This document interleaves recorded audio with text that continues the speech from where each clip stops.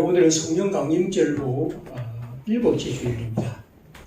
하나님의 성령 가운데 임하시고 그 안에서 하나님을 온전한 마음으로 예배하는 그런 시간 되기를 바랍니다. 우리 다 같이 일어나셔서 623장을 준비 자전으로 하겠습니다.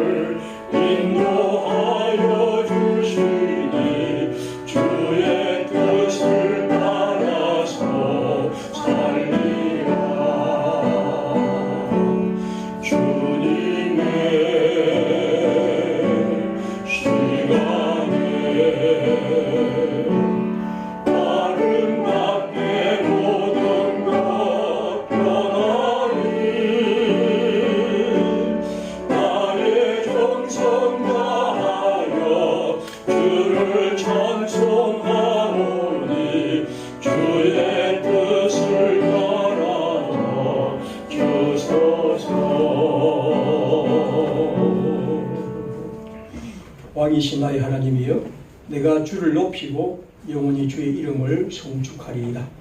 내가 날마다 주를 송축하며 영원히 주의 이름을 송축하리이다. 여호와는 위대하시니 크게 찬양할 것이라. 그의 위대하심을 청량하지 못하리로다. 대대로 주께서 행하시는 일을 크게 찬양하며 주의 능한 일을 선포하리로다. 주의 존귀하고 영광스러운 위엄과 주의 기이한 일들을 나는 작은 소리로 읊조리리이다. 사람들은 주의 두려운 일의 권능을 말할 것이요 나도 주의 위대하심을 선포하리이다. 그들이 주의 크신 은혜를 기념하며 말하며 주의 의를 노래하리이다. 아멘.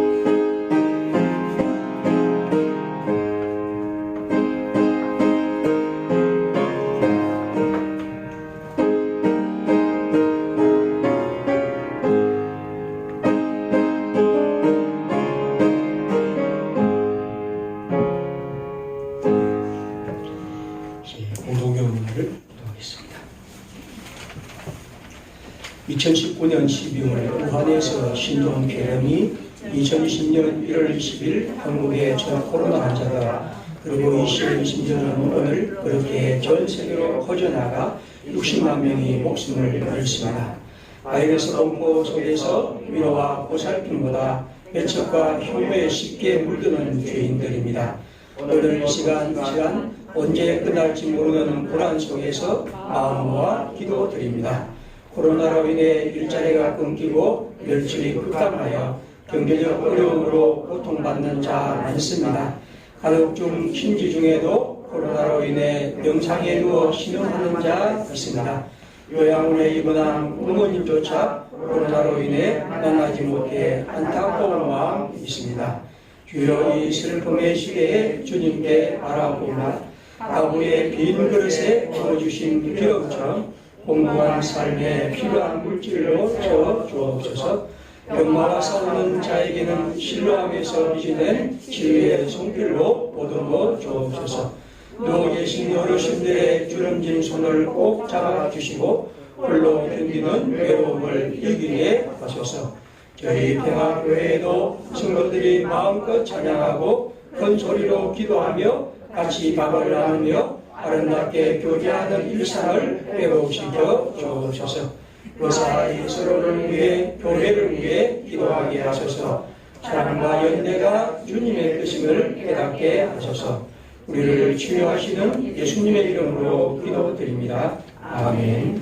기도하겠습니다.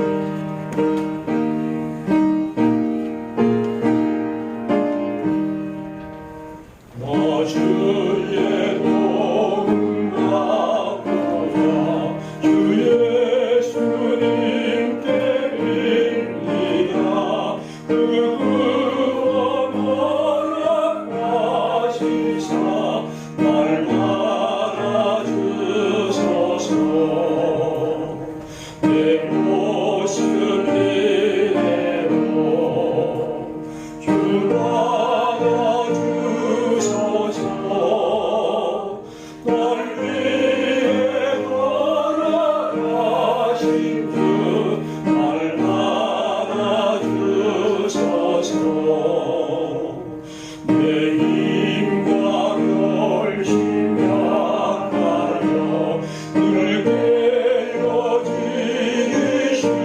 깨어지시오니 주의 이름으로 구원해 날 막아주소서. 내 모습 이대로 주 알아주소서.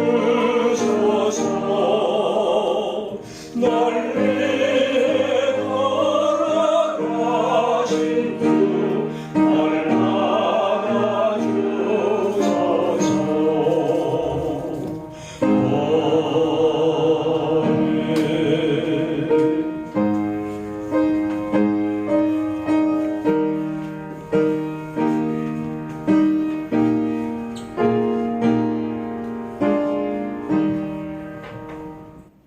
참 진리의 하나님, 이 시간 하나님의 은혜를 간구합니다.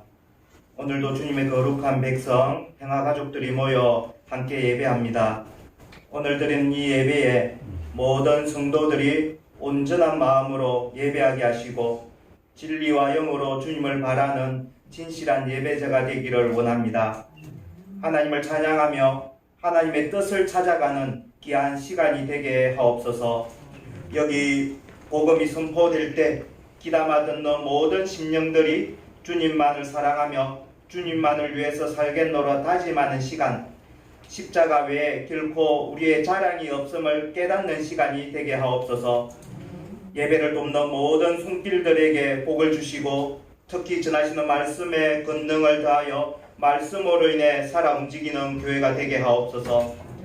많은 일들 가운데서도 주님의 손길로 지켜주신 그 사랑을 생각하며 순간순간마다 우리와 동행하여 주심을 감사드립니다.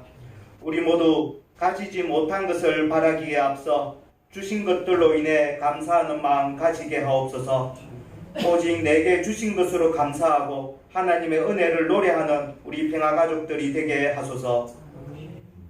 평화교회 모든 성도들이 서로 섬김으로 주님을 닮아가고 십자가의 사랑으로 이웃에게 다가가게 하시어 주님의 피로에 자신을 드리는 믿음의 사람이 되게 하소서.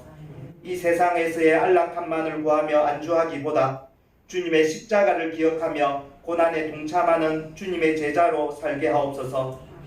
맡겨진 십자가를 지고 인내와 변치 않는 믿음으로 주님을 따르게 하옵소서. 우리 인생이 겪는 여러 어려움으로 믿음의 경주에서 지치지 않게 하시고 우리의 부족한 삶을 통해서 오히려 하나님의 이름과 영광이 드러나게 하옵소서. 남북관계가 긴장과 대결을 넘어 다시 화해와 평화의 길을 가도록 길을 열어 주옵소서. 전염병으로 전 세계 경제가 불황의 늪에 빠져 있청이며 부동산 투기로 빈부격차는 더욱 커지고 있습니다. 세상 사람들이 하나님이 없다 하고 말할까 두렵습니다. 우리 그리스도인들의 바른 믿음의 고백으로 그리스도의 정의와 평화가 이 땅에 임하는 일에 우리 모두 쓰임받게 하옵소서. 이 땅을 살아가는 우리에게 당신의 지혜를 더하여 주소서. 무엇보다 우리에게 하나님의 뜻을 따라 살고자 하는 갈급함을 주시며 일상 속에서 그 뜻을 구하며 그 말씀에 순종하게 하소서. 세상의 시류를 쫓아 떠밀려 사는 자들이 아니라 하나님의 뜻을 쫓아 세상을 역류하며 세상이 주는 만족이 아니라 하나님의 의를 먼저 구하는 우리 되게 하소서. 지나치게 많이 가져 교만하지 않게 하시고 또한 지치고 빈궁하여 하나님을 잊고 살지도 않게 도와주옵소서. 하나님의 함께하심의 체험을 통해 믿음의 담력을 가진 평화의 성도들이 되게 하시어 우리의 욕망이 아니라 하나님의 필요를 채워가는 교회 되게 하옵소서. 교회 공동체를 통해 이루어 가실 하나님의 소원을 다시 되새기며 지금까지 신실하게 인도하여 주신 것처럼 앞으로도 더 큰 도우시는 손길을 기대합니다. 오늘 우리의 예배를 받아주시며 이 시간 창조자 하나님을 기억하며 그리스도의 구원의 역사를 찬양하게 하소서. 예배에 참석한 모든 평화 가족들에게 주님으로 인해 우리의 생명이 되살아나는 감격과 기쁨의 자리가 되어 오늘 하루도 이번 한 주도 복된 나날들 되기를 간절히 소망합니다. 예수님의 이름으로 기도드립니다.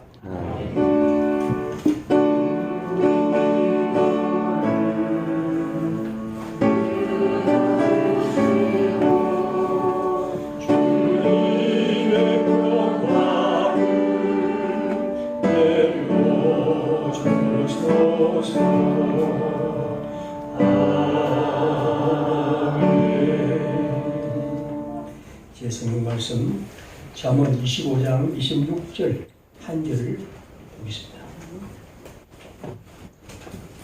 잠언 25장 26절 나누어드린 그 호텔의 카드 있습니다. 제가 나누어드리는 것은 그런 말씀들은 늘 마음에 새기고 살아가시면 하는 바람이 있어서 나누어드렸으니까 갖고 다니는 사무실 위에 꼭 읽어보고 마음에 새겼으니까 같이 있습니다. 의인이 악인 앞에 굴복하는 것은 우물이 흐려짐과 샘이 더러워짐과 같으니라. 아멘. 시간 찬양하겠습니다.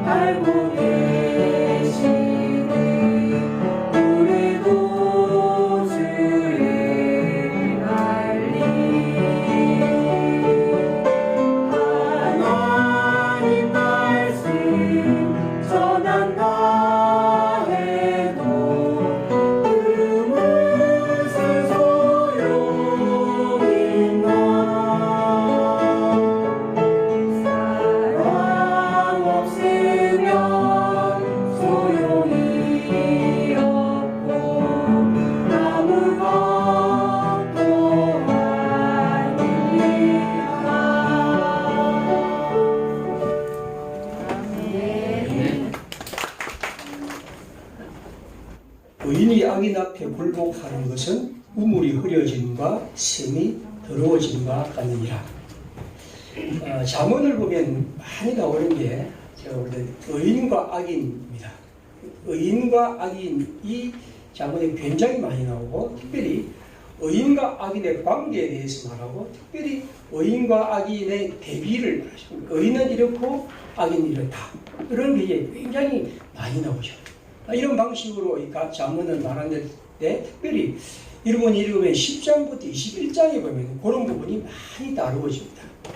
제가 거기 10장만 읽어보겠습니다. 지금 막 읽어드릴 테니까 그냥 들어보십시오. 10장입니다.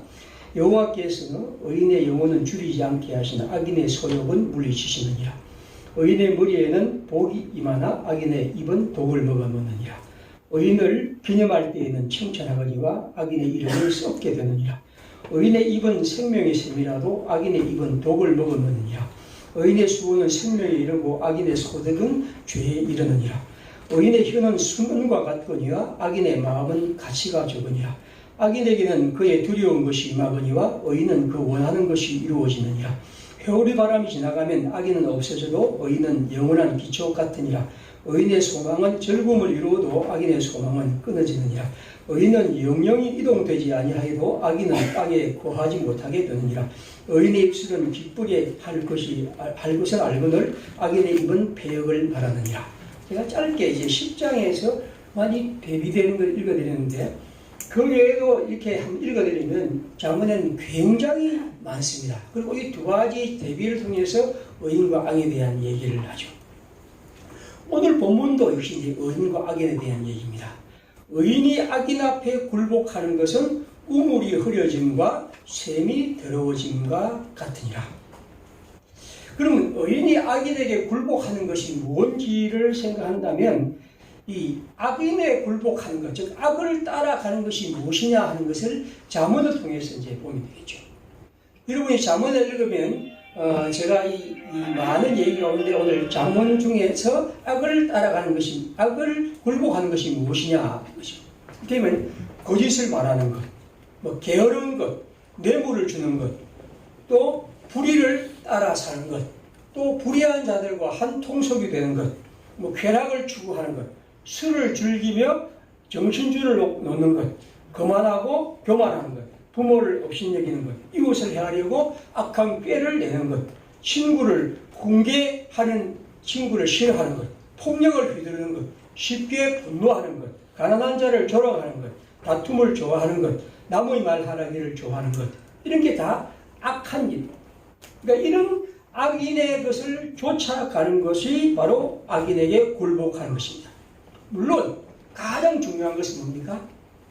하나님 여호와를 경외하는 것이 의인의 삶입니다. 그러니까 하나님이 여호와를 경외하는 것을 버리고 하나님을 생각하지 않는 것이 악의 근본이죠.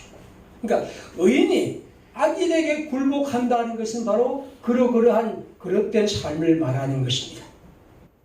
자, 그런데 오늘 이 성경에 보면 굴복하는 것을 어떻게 비유를 드렸느냐 하면 그 일은 우물이 흐려지는 것과 그리고 샘이 더러워짐과 같다고 했습니다. 제가 볼 때는 우리나라 사람이 만약 이거를 썼다면 다른 비유를 썼을 것 같습니다. 그런데 이 유대 사람들에게 물이란 것이 매우 중요하기 때문에 아마 이들은 이 의인이 악인에게 굴복하는 것을 이렇게 표현한 것 같죠. 우물이 흐려진다는 것은 흐려졌다 하지만 실제로 대부분의 성경은 짓밟았죠. 짐승들이 우물이 있는데 우물을 막 밟아버립니다. 그러면 그 물을 먹을 수 없죠. 흙탕물이 되어버리는 거예요. 이걸 지금 말하고 있습니다.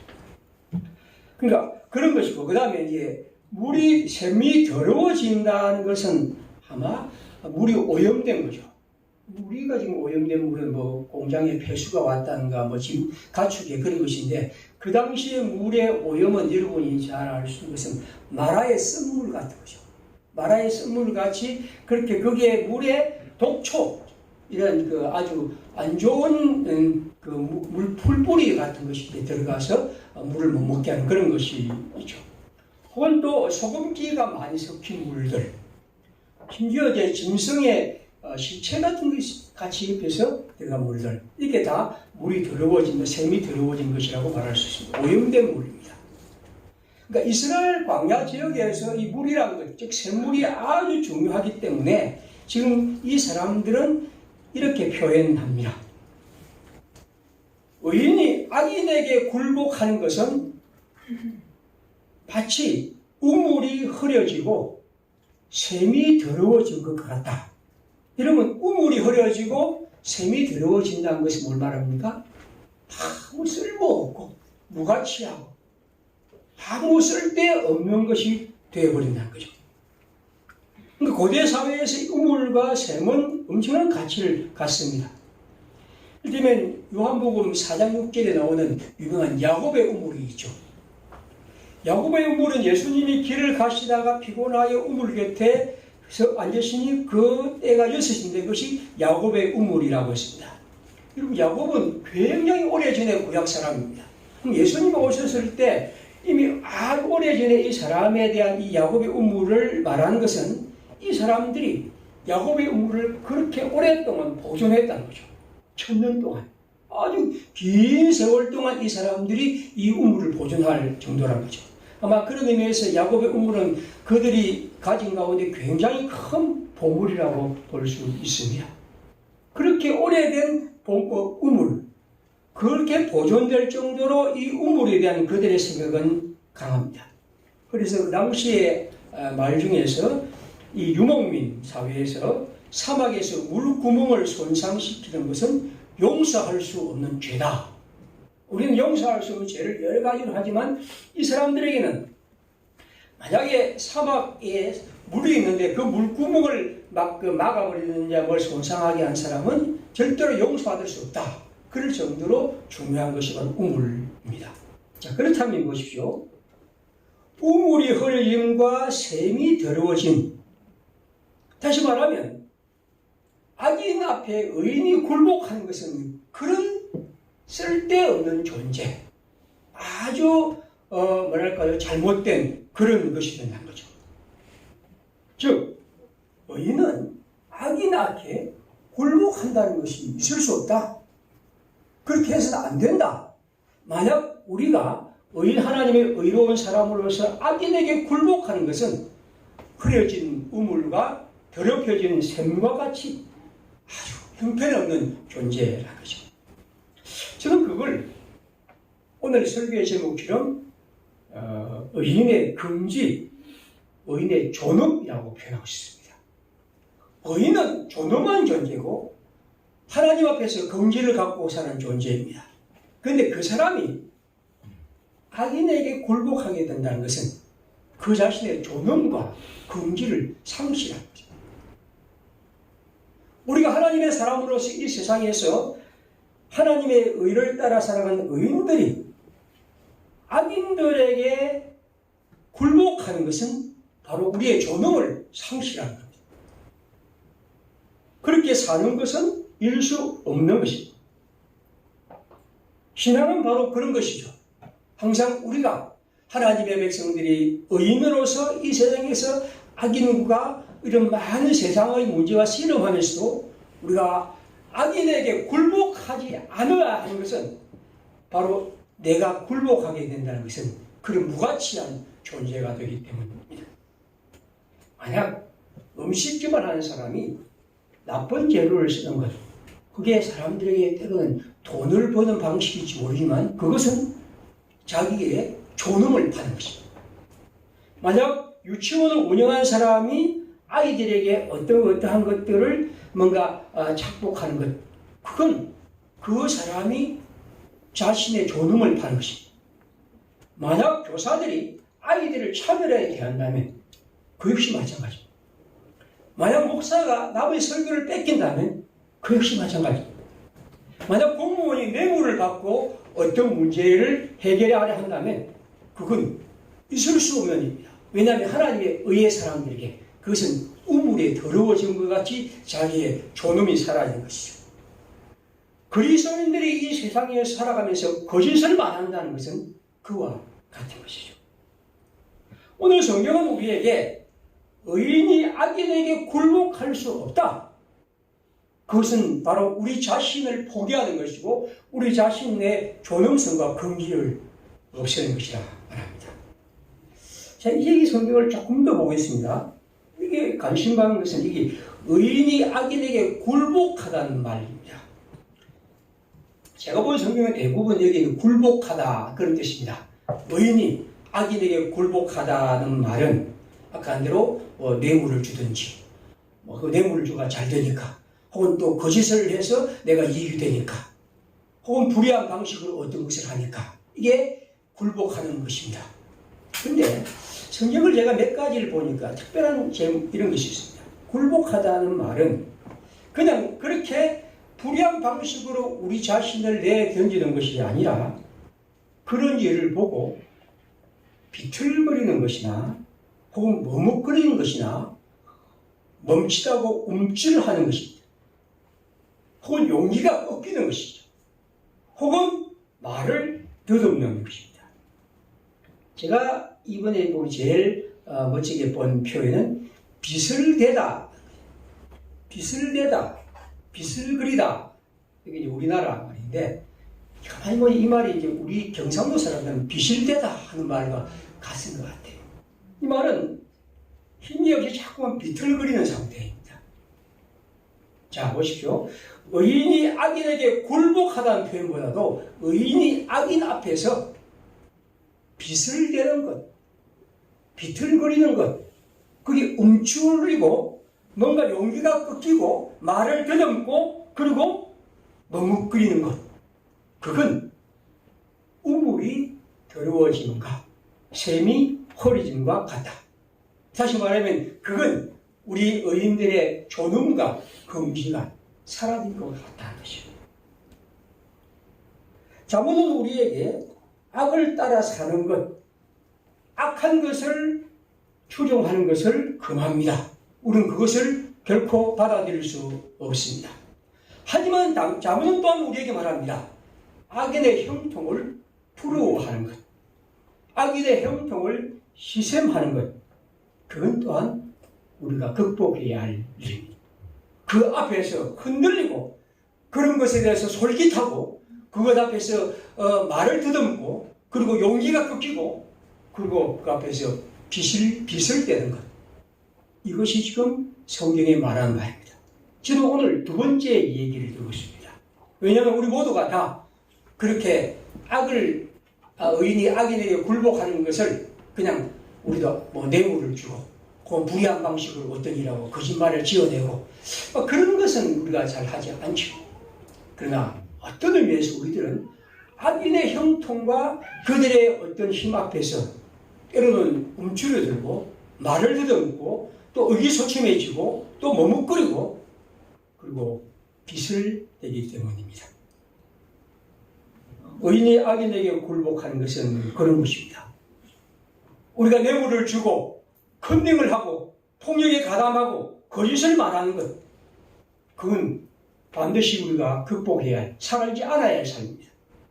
그뿐 아니라 우리는 우리의 삶에서 우리의 모든 것들 안락만을 추구하고 자신의 어떤 이익만을 추구하고 때로는 악인의 잘됨을 불평만 하고 그래서 의기소침해지는 것, 이것 또한 우리 삶이 극복해야 할 것입니다. 히브리서 10장 38절은 말합니다. 나의 의는 믿음으로 말미암아 사니라. 우리가 잘 아는 말입니다. 근데 히브리서는 좀 더 설명합니다. 또한 뒤로 물러가면 내 마음이 그를 기뻐하지 아니하리라. 의는 믿음으로 말미암아 살리라는 것은 우리가 날마다 생각하는 말씀입니다. 그러나 그 성경은 히브리서를 말합니다. 뒤로 물러가는 것. 다시 말하면 믿음에 굳게 서서 의롭게 하나님의 사람으로 살아가야 하지 않고 혹은 거기서 흔들리거나 내 마음이 거기에서 주저할 때 그것은 하나님이 기뻐하지 않는 것이죠. 이제 제가 지금 잠언을 갖고 이 부분을 조금 설명하고 있습니다. 의인이 악인 앞에 굴복한다는 것은 뭘 말합니까? 의인이 악인 앞에 굴복하는 것은 하나님의 보상보다 사람의 칭찬을 기뻐하는 것이죠. 영적인 풍성함보다 눈앞이 이익에 눈길을 주는 것입니다. 땀 흘려 얻는 열매보다 요행과 대박을 꿈꾸는 것이죠. 정직한 지혜도 대신에 속임수로 재물을 모으려는 것입니다. 하나님이 주신 재물을 나누는 대신 자기만을 위해 쌓는 것이죠. 선을 간절히 찾기보다도 악이 틈타도록 그냥 내버려두는 것이죠. 진실한 마음으로 책망하는 동무보다도 아첨하는 동무를 선택하는 것입니다. 사랑으로 이웃을 감사하기보다도 미움으로 다툼을 일으키는 것. 지식을 마음 깊이 간직하기보다도 자기 생각을 마구 쏟아내는 것. 가축에게도 긍휼을 보이는 대신에 이웃을 잔인하게 대하는 것. 하나님의 의에 태어난 뿌리로부터 열매 맺기보다도 불의한 이익을 탐하는 것. 죄를 심각하게 생각하기보다도 죄를 가볍게 여기는 것. 자기 길을 하나님의 말씀에 비추기보다도 자기 생각대로만 행하는 것. 빈공한 자를 불쌍히 여기기보다도 외로운 이웃을 업신여기는 것. 진실한 정인이 되기보다도 거짓 입술을 가지는 것. 불의한 이익을 싫어하기보다도 뇌물을 탐하는 것. 자신의 계획을 하나님께 맡기기보다도 자신이 다 할 수 있다고 어스레는 것. 공의로운 적은 소득보다 불의로 얻은 많은 소득을 좋아하는 것. 겸손한 자와 어울리기보다도 교만한 자와 한 통속이 되어 탈취물 나누는 것. 마른 떡 한 조각을 먹으며 화목하기보다도 화려하고 돈 많은 가정을 꿈꾸는 것. 정의를 따르기보다도 여론에 편성하여 의인을 악하다, 악인을 의롭다고 말하는 것. 맑은 정신으로 살기보다도 포도주와 독주에 취해서 뜯어내는 것. 교만이 가득하여 아이들에게 배우기를 거절하는 것. 공의와 정의를 행하지 않으면서도 예배를 드려 헛된 일을 꿈꾸는 것. 하나님이 열린 귀를 주셨는데도 가난한 이들의 부르짖음에 귀를 막는 것. 정의를 행하는 즐거움 대신 방종과 쾌락에서 기쁨을 찾는 것. 용사의 성벽에 올라가는 모험적 신앙보다도 안락과 편안함을 추구하는 것. 제가 이걸 잠언서에 있는 10장부터 21장에 있는 말씀 중에 뽑아온 악인에게 의인이 굴복하는 한 형식들. 여러분, 우리가 이렇게 살아가는 것은 그리스도인의 긍지가 조명을 해주는 것입니다. 우리가 어떤 말보다도 우리는 그리스도인들은 결코 악인 앞에 의인으로서 굴복할 수 없습니다. 그건 우리의 존재 이유가 없고 우리가 살아갈 의미가 없기 때문입니다. 인간의 존엄, 의인의 존엄, 그리스도의 존엄이라는 것. 오늘 이 시는 우리에게 그것을 말합니다. 평화의 식구들의 가슴 속에 언제나 살아있어야 할 것. 나는 하나님의 사람으로서의 그리스도인의 존엄과 긍지. 그래서 우리가 어떤 문제 앞에서도 이 잠언에 있는 말씀들을 통해서 혹은 성경 전체에서 우리가 항상 하나님의 의를 따라 살 수밖에 없는 그런 긍지 있는 존엄적인 존재임을 생각해야 합니다. 언젠가 한번 말씀드린 것 같은데 이 얘기는 한 번 더 드릴 것 같아요. 1965년에 이 노벨 문학상을 받은 유명한 러시아 작가 미하일 숄로호프라는 사람이 있습니다. 이 사람의 중편 소설이 인간의 운명이라는 것이 있는데 민음사에서 번역해서 한번 읽어보시죠. 재밌는 책입니다. 여기 보면 이런 얘기가 있습니다. 1900년생인 주인공 안드레이 소콜로프라는 사람이 러시아 혁명과 내전을 겪었고 아주 어려운 시대를 살았습니다. 우리나라 옛날에 한국 전쟁과 또 이 시대를 겪었던 우리 어른들이 그랬던 것처럼 아주 어려운 시대를 살다가 이제 결혼을 했습니다. 그리고 1922년에 대기근 때도 그들은 살아왔고 그래서 단란한 가정을 꾸며 살았죠. 그런데 2차 대전이 일어납니다. 그리고 이 사람이 징집을 당하죠. 이제 이 사람이 떠나면서 자기 부인과 아이들과 작별 인사를 합니다. 다시 돌아오겠다. 그런데 아내의 불길한 예감대로 결국 이 트럭 운전사인 소콜로프는 독일군의 포로가 되고 그 아들을 제외한 아내와 두 딸은 그 무기고 옆에 있는 집에 있다가 그냥 폭격을 받아서 다 죽습니다. 물론 이 사람은 그걸 알지 못하죠. 자, 그러면 이런 혹독한 포로 생활 가운데 독일군에 포로되어 있다가 일테면 이런 얘기가 있습니다. 독일군에 포로된 사람들 가운데 어떤 일이 있었냐면 교회, 그 당시에 이제 그 사람들이 독일군이 러시아를 점령해서 교회를 막 침집합니다. 그래서 거기다 막 포로를 가두고 그렇게 했거든요. 그러면서 있는데 거기서 용변도 거기 다 보라는 겁니다. 그러니까 러시아 포로 중 한 사람이 말합니다. 나는 여기서 용변을 볼 수 없습니다. 왜냐하면 나는 러시아 정교회를 믿는 사람인데 내가 어떻게 이 교회 안에서 용변을 볼 수 있습니까? 라고 그렇게 이제 요청을 합니다. 그러자 바로 그 자리에서 총살을 시켜버리죠. 그만큼 혹독한 시절을 보냅니다. 그리고 이 소콜로프라는 사람은 그곳에 있으면서 너무 과도한 노동을 하고 너무 힘드니까 불평을 몇 마디 했는데 이게 고자에 대해서 이 사람이 이제 이 수용소 소장에게 잡혀갑니다. 그 다음 얘기가 특별합니다. 그 사람 소콜로프를 부른 이 수용소 소장이 권총을 손으로 만지작거리면서 말하죠. 그 앞에 아주 러시아산 독한 술 한 잔과 그리고 안주로 비계와 빵 한 조각을 안주로 건넵니다. 자, 그리고 뭐라 합니다. 자, 당신은 지금 여기서 먹어라.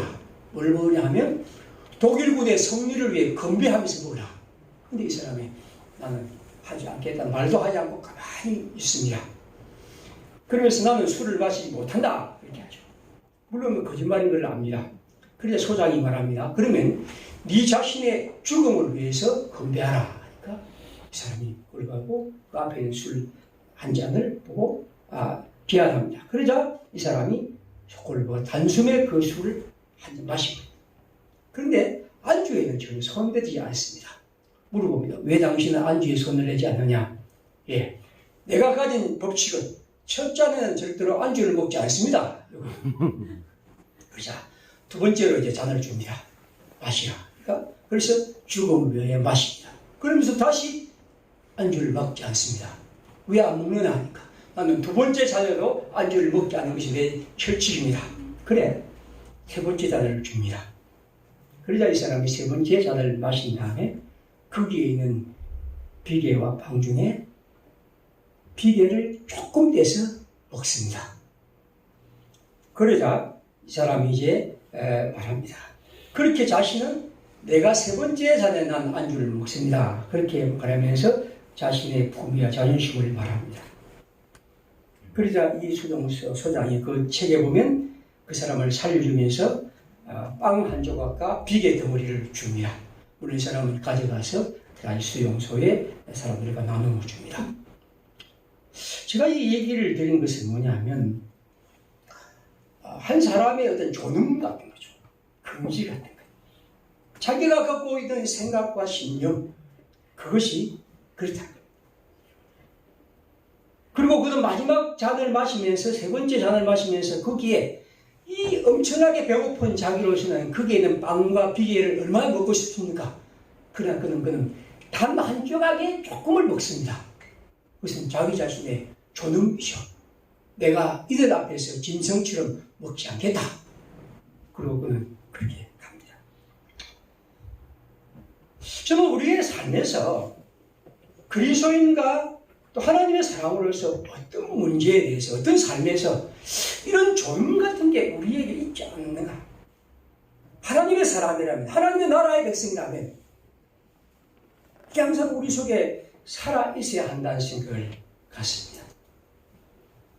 제가 부동산 얘기를 지난번에도 했었는데 어떤 사람은 부동산 얘기를 왜 그리 많이 하느냐 많이 하지 않지만 한 번씩 합니다. 왜냐하면 우리 사회에 이건 굉장히 큰 문제입니다. 이거 우리 사회를 지체하게 만들고 완전히 끌어가는 악 중의 하나입니다. 왜냐하면 이들을 둔다면 우리 나이가 든 사람은 모르지만 젊은 사람이나 이런 사람들은 이건 도대체 이런 사회를 계속해서 만들어주고 있다는 것은 기성세대의 범죄입니다. 홍콩? 그게 좋다고 생각합니까? 절대로 그렇지 않습니다. 그래서 저는 그것에 대해서 분노합니다. 그러나 여러분 또 한편 우리가 그것을 분노하고 그것을 고쳐야 한다고 바뀌어야 한다고 말하고 바꾸도록 노력해야 하지만 그러나 그런 일들에 대해서 너무 의기소침해지고 빚을 대지 말았으면 합니다. 다시 말하면 그 사람들이 그렇게 많은 떼돈을 벌었다고 해서 우리가 그것을 부러워하거나 나도 혹시 그런 마음을 품는 거나 혹은 나는 왜 이러냐 하고 이렇게 신세를 한탄하거나 그리고 나는 왜 이리 하나님이 복을 안 주시나 하고 그렇게 힘겨워하는 것 그건 아닙니다. 왜냐하면 그리스도인은 이런 모든 문제에서 자기 존엄과 긍지를 갖고 가는 사람이거든요. 만약 그리스도인들이 그런 문제에 대해서 비판하고 바꿔내고 분노하고 또 새롭게 만들어가는 것은 반드시 해야 합니다. 그냥 그것을 그냥 두고 괜찮다고 말하지 말아야 합니다. 하지만 그 모든 문제에 대해서 우리 자신이 의기소침해지고 무너지고 또 빚을 내고 말을 더듬고 그리고 뒤로 물러가는 것. 이건 우리들의 삶이 아닙니다. 왜냐하면 그리스도인들은 하나님의 백성으로서 하나님이 주신 존엄함, 하나님의 의와 의인의 삶, 하나님이 우리를 의롭게 만드셔서 하나님의 의의 사람으로 생명의 사람으로 부르신 것을 기억한다면 우리가 그런 모든 문제를 대하는 방식에서 다른 사람과 달라야 하는 것이겠죠. 저는 투기에 몸담는 것 있을 수 없는 것입니다. 그것에 가담하는 것이 있을 수 없는 것입니다. 하지만 그런 것 앞에서 움츠러들거나 부러워하거나 많이 성공한다고, 많이 그렇게 한다고, 그렇게 산다고 나도 그렇게 하는 것, 혹은 그런 일들을 보면서 우리 자신이 무너지는 것은 오늘 성경이 말합니다. 의인이 악인에게 굴복하는 것입니다. 그것은 셈이 더러워지는 것과 또 무너지는 것과 같습니다. 이사야 40장 17절에 예언자는 이렇게 말합니다. 그의 앞에는 모든 열방이 아무것도 아니라 그는 그들을 없는 것 같이 빈 것 같이 여기시니라. 저는 한 번씩 이 성경을 읽을 때 사람들은 은혜를 많이 받는다 하지만 때로는 한 번씩 참 허풍도 세시네 하는 생각이 듭니다. 허풍입니다. 이건. 왜냐하면 지금 여기 야훼 하나님 앞에는 모든 열방이 아무것도 아니고 없고 빈 것 같이 하나님 여긴다고요? 지금 아수르와 대제국 바벨론과 그리고 이집트와 같은 큰 나라들이 지배하고 있고 이 나라는 지금 그 밑에서 포로되어 있습니다. 완전히 그 힘은 압도적이고 그리고 그 앞에서 그들은 어떤 것도 할 수 없는 겁니다. 그런데 예언자는 감히 이렇게 말합니다. 하나님 앞에는 그 모든 열방이 아무것도 아니라 없고 빈 것 같이 하나님은 여기신다고요. 이건 허풍과 배짱의 문제가 아니고 하나님을 믿는 성도의 고백이라는 거죠. 비록 우리가 지금 이 나라 밑에서 이렇게 살아가고 있지만 내가 믿는 하나님, 나를 선택한 하나님, 나와 함께한 하나님에 대한 그의 고백은 그렇게 나타나고 있습니다. 마틴 루터 킹 목사는 그런 얘기를 했습니다. 그가 한 유명한 설교 가운데 온전한 삶의 3차원이라는 설교가 있는데 그건 이런 얘기죠. 우리 주위에는 자기를 사랑하지 않는 사람이 참 많습니다. 내가 볼 때는 삶의 길이라는 것은 자기를 사랑하는 것입니다. 그럼 자기를 사랑하는 것은 무엇을 말하는 겁니까? 무엇보다도 자기 자신을 용납하는 것이죠. 사람들은 어찌하든지 다른 사람이 되고 싶어서 안달을 합니다. 그러나 하나님은 한 사람 한 사람마다 빠짐없이 중요한 것을 나누어 주었습니다. 그러므로 우리는 날마다 스스로를 인정할 수 있도록 주님께 도와달라고 기도해야 합니다. 그래서 그는 이렇게 말합니다. 한 흑인이 일어나서 이렇게 고백했습니다. 나는 중요한 사람입니다. 나는 부자이고 유명하며 집안도 훌륭합니다. 아무리 착취당하고 내 인생이 고달퍼도 나는 흑인입니다. 나는 흑인이고 아름답습니다. 자신을 용납하는 것이야말로 어떤 삶의 변화에서 가장 중요한 겁니다. 이기적인 것이 아니라 자기 자신이 갖고 있는 삶의 현장을 인정하고 그 인정한 하나님과 함께 내가 존재하고 있음을 하나님 앞에 고백하는 것이죠. 그래서 루터킹 목사는 늘 이런 기도를 했답니다. 주님, 날마다 나 자신을 용납하게 하옵소서.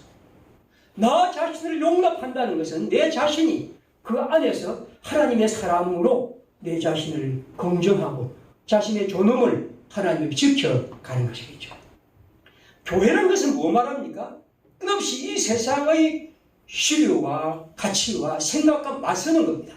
그래서 그 안에서 자기 자신의 진정한 정체성을 길러내고 인간의 존엄함에 대해서 말해주고 그리고 그 속에서 자기 자신을 당당히 펼쳐갈 수 있도록 그들을 격려하는 것이겠죠. 왜 교회가 이 세상의 모든 가치관을 끝없이 수용해서 그것을 가지고 평가하고 판단하고 사람들을 자기 자신을 생각하도록 만든다면 그럼 교회의 이유가 없죠. 오늘 성경은 말합니다. 의인이 악인에게 굴복하는 것은 셈이 더러워진 것 같이 그런 존재가 된 것이죠. 우리는 그럴 수가 없고 결코 그래서는 안 된다는 것이죠. 파스칼의 그 유명한 말은 뭡니까? 인간은 생각하는 갈대다. 그런 사유, 이 생각이 인간의 위대를 이룬다고 말합니다. 그리고 우리는 올바르게 사유하는 것이 인간에게 매우 중요한 것이라고 말하죠. 그리고 사유란 말이 인간의 존엄함과 위대함이라고 얘기를 합니다. 오늘 우리가 이 세상을 살아가면서 하나님의 사람들로서 우리 자신이 하나님이 나를 어떻게 부르시고 내가 어떤 존재임을 생각한다면 우리 앞에 있는 모든 문제를 대하는 방식에서 모두 새로워져야 할 것입니다. 요즘 읽는 예레미야 15장 19절에 나와 있죠. 예레미야의 하나님을 향한 부르짖음에 대해서 하나님이 이렇게 말씀합니다. 여호와께서 이와 같이 말씀하시되 네가 만일 돌아오면 내가 너를 다시 이끌어 내 앞에 세울 것이며 네가 만일 헛된 것을 버리고 귀한 것을 말한다면 너는 나의 입이 될 것이다. 그들은 네게로 돌아오려니와 너는 그들에게로 돌아가지 말지니라. 우리가 그들에게 돌아갈 수 없습니다. 그들이 하나님께로 돌아와야지. 우리가 그들과 똑같은 방식으로 살아갈 수가 없던 것이죠. 시간이 되면 조금만 하나만 읽겠습니다. 얼마 전에 한 보름 전인가 김종철이라는 분이 세상을 떠났습니다. 아마 여러분이 아시는 분은 혹시 아실지 모르겠는데 김종철이라는 분은 녹색평론이라는 잡지를 내는 분입니다. 평론인데 이분은 그 영문학자인데 윌리엄 블레이크의 글 제가 그분의 답글도 좀 읽어봤는데 대학의 교수로 있다가 버리고 한 30년 전에 이 녹색평론이라는 잡지를 내도록 위해서 대학 교수를 지금 버리고 일을 한 사람이죠. 이건 환경과 또 경제에 대한 이런 좋은 잡지입니다. 근데 이 출판사 녹색평론사에서 낸 책이 뭐냐면 권정성 선생의 우리들의 하나님이라는 책입니다. 우리 밑에 책방입니다. 아주 좋은 책입니다. 제가 자주 여러분 소개한 책이죠. 근데 이 책을 이제 어떤 일이 있었냐면 한 텔레비전 방송에 느낌표라고 지금은 안 하죠. 느낌표라는 책을 선정한 것인데 여기에서 이 녹색평론사에 이제 제안을 합니다. 예, 선생님, 우리가 이 책을 텔레비전에서 좀 소개해 주겠습니다. 그리고 그 책 앞에다가 느낌표, 선정도서, 무슨 학도 선정도서처럼 그렇게 박아주고, 그 다음에 최소 20만 부를 준비하고, 그렇게 하면, 되겠습니다. 그렇게 이제 제안을 합니다. 아무런 다른 것도 없이. 그런데 이 출판사의 사장님인 이조은이 단번에 거절을 합니다. 안 하겠소. 여러분, 저는 그걸 굉장히 놀랐습니다. 그럴 수 있지. 녹색평론사도 가난한 개성용지로 만들어진 잡지입니다. 근데 그분의 생각은 달랐다는 거죠. 다시 말하면 나는 그런 방식으로 내 책을, 우리의 출판사에 이 책을 팔지 않겠다는 것이죠. 물론 저자인 권정생 선생한테 다시 이 사람들이 갔다가 더 큰 욕을 받고 이제 갔습니다. 권정생 선생은 아예 그냥 말도 못 붙이고 안 판다 그렇게 했다는 거죠. 여러분, 우리가 어떤 삶에서, 제가 왜 이런 얘기를 하냐면 우리 그리스도인들의 삶이 너무나 지금 우리가 살아가는 삶의 가치에 철저하게 젖어 있죠. 저도 마찬가지입니다. 어쩔 수 없습니다. 하지만 한 번쯤은 교회에 와서는 성경 말씀을 통해서는 그래도 삶이라는 것은 이런 차원이 있고 또 이런 차원은 그냥 저 공중에 떠 있는 것이 아니고 하나님의 사람들이 살아야 할 또 하나의 지향이라는 것을 우리 모두가 좀 생각해야 되지 않겠냐는 겁니다. 그래서 우리 그리스도인들이 이 세상 이 교회에 와서까지도 돈 자랑하고 공부 자랑하고 그 다음에 집 자랑하고 이렇게 한다는 것은 너무나 큰 슬픔이죠. 적어도 교회라는 것은 하나님 안에서 내가 하나님의 백성으로서 주의 은혜로 십자가의 그 무한한 사랑으로 생명을 얻은 존재로서 자기 긍지를 갖고 주님 앞에 살아갈 수 있고 그래서 형제들을 겸손하게 섬기고 사랑할 수 있는 것. 이게 그래서 우리가 이 세상에 하나님의 의를 따라 살아가 보려는 그런 열정과 열망도 한번 말해보고 기도해보고 다짐도 해보고 그래서 또 그렇게 못 살았으면 주 앞에 와서 기도할 때 미안해보고 죄송해보고 다시 일어서는 것.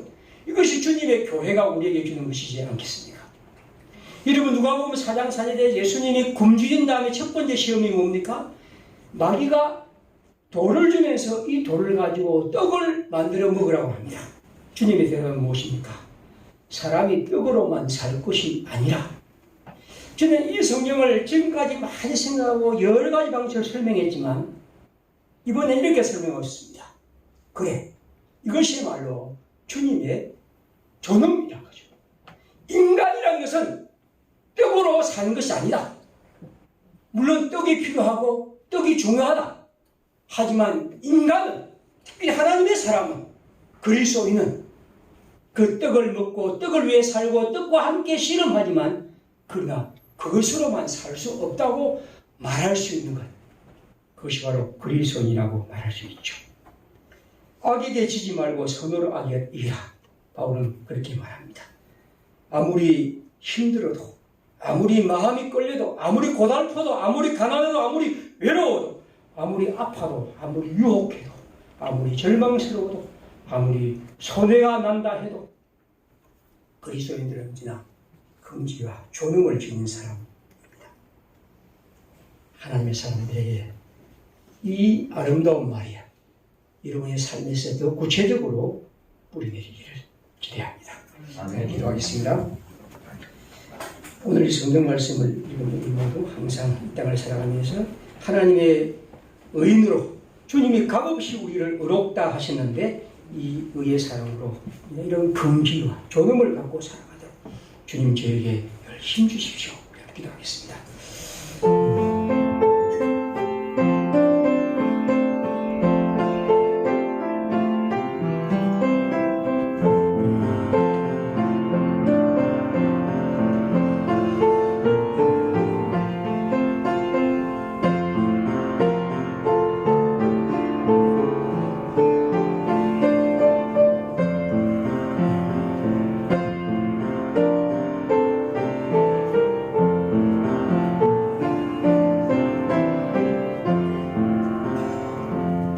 찬송가 398장 찾아보겠습니다.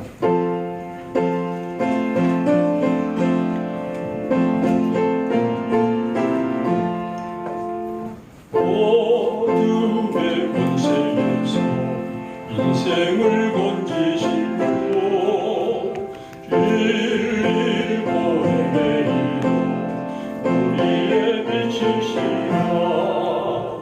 영원한 그 나라의 참 모습 보이시고 그 얼굴 밝은 광채 우리를 비추인다. 어느가 도에서 인생을 건지시고 외로운 길 물러가는 우리의 친구시라.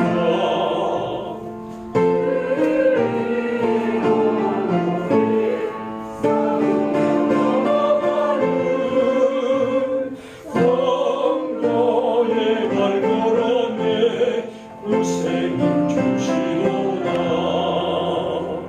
온 세상 모든 만물 기여신 영광의 주 참 생명 주시려고 세상에 오셨도다.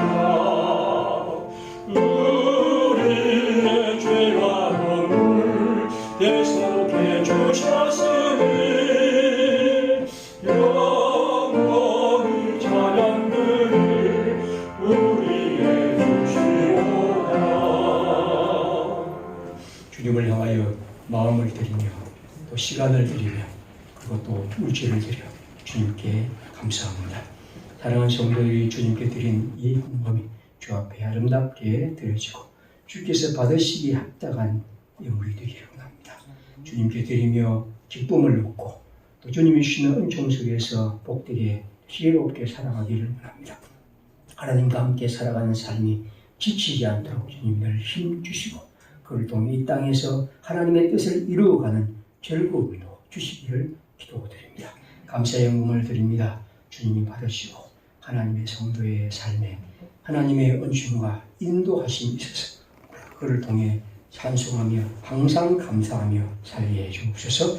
주 예수님의 이름으로 감사하며 기도드립니다. 아멘. 다음부터 일어나셔서 412장.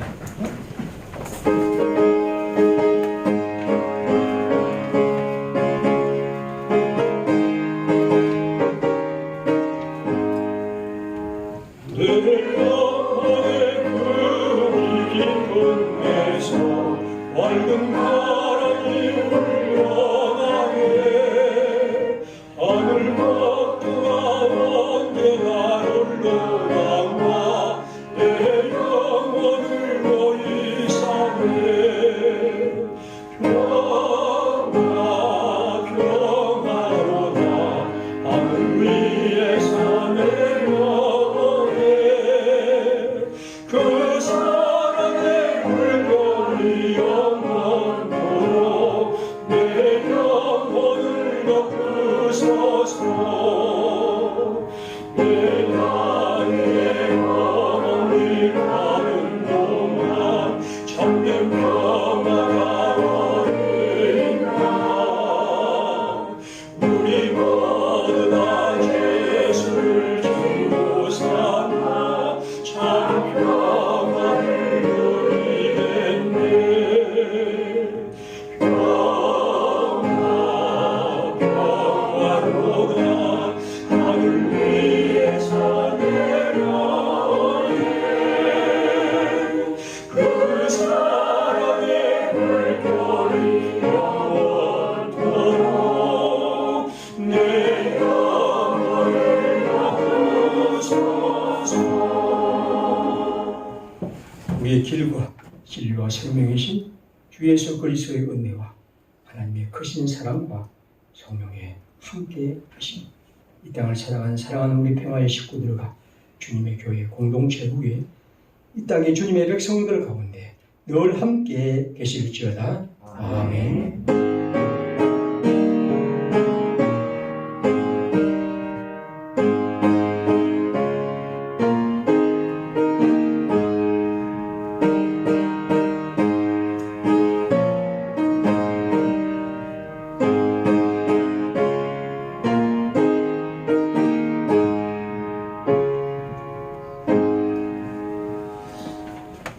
우리 예배를 마치겠습니다. 우리 앞으로 옆으로 한번 보시고 감사하겠습니다.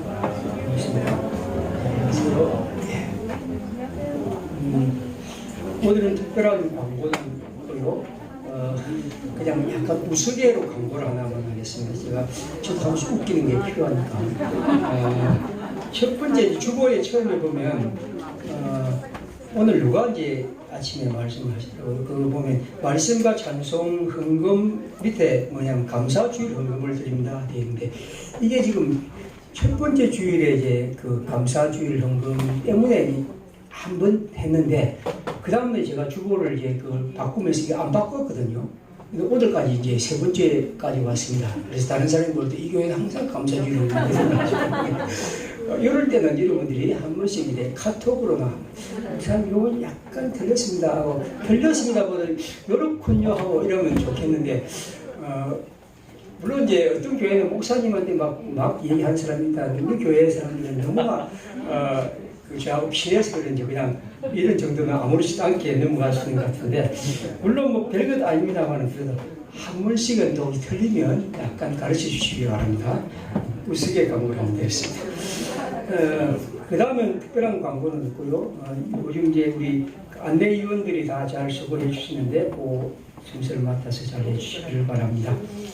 그리고 아마 오늘은 마친 다음에는 교회에 꿈 이제 청소를 좀 하고 그 다음에 그 영상 장비 좀 달고 그렇게 할 것 같습니다. 네, 다른 것도 없습니까? 네.